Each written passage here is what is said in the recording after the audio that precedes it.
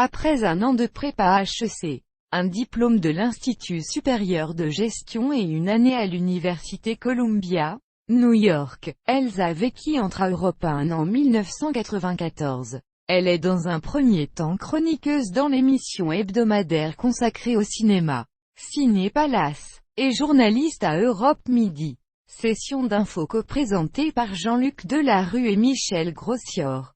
De septembre 1995 à août 1996. Elle est chroniqueuse dans Mon œil, l'émission de Philippe Aubert consacrée aux médias, et toujours journaliste à Europe Midi. Tranche cette fois animée par Michel Grossior. De septembre 1996 à août 1999. Elle rejoint la chaîne de télévision LCI, pour y œuvrer dans un premier temps comme journaliste programmatrice sur l'émission On en parle, magazine quotidien d'actualité et de société. Présenté par Jean-François Rabillou. De septembre 1999 à juillet 2000.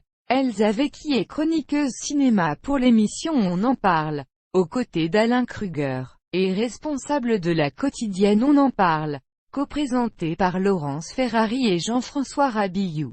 Pendant l'été 2000, elle prépare et anime seule l'émission hebdomadaire sur le cinéma de LCI, Les Rencontres de l'été. En septembre 2000, elle se voit confier la rédaction en chef de l'émission qu'elle co-présente avec Nicolas Hulot. Écolomag, ceci 2 saisons durant et à la demande de ce dernier.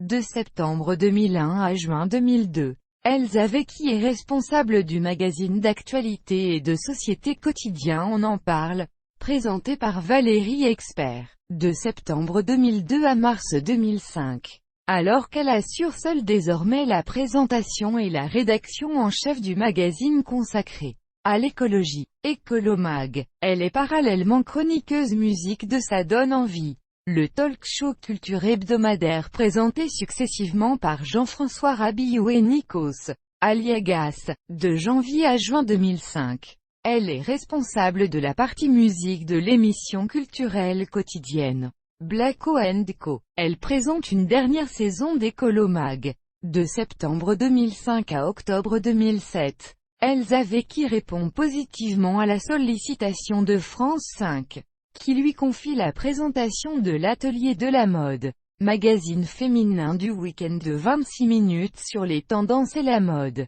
talk show de référence couvrant tous les défilés de prêt-à-porter et de haute couture.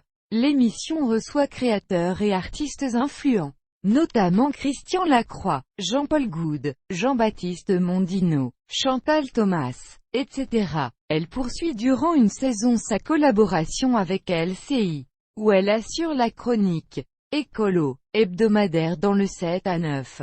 La tranche d'information matinale, présentation de 2 éditions spéciales de l'Atelier de la mode de 52 minutes, en tête-à-tête avec de grands créateurs. De septembre 2005 à septembre 2009. Elle est éditorialiste et responsable des pages mode du mensuel français Palace. En 2008, elle déménage au Québec où elle est rédactrice en chef des médias sociaux et du guide tendance, mode, design, art de vivre, de l'entreprise Sense City. À partir du mois d'avril, elle collabore à Mariage Québec et devient durablement rédactrice en chef de la version française du site Vitamine Daily. En février 2009, Elsa Vecchi est pigiste pour le service web de Elle Québec et elle est aussi rédactrice en chef mode du magazine de prestige Dress to Kill.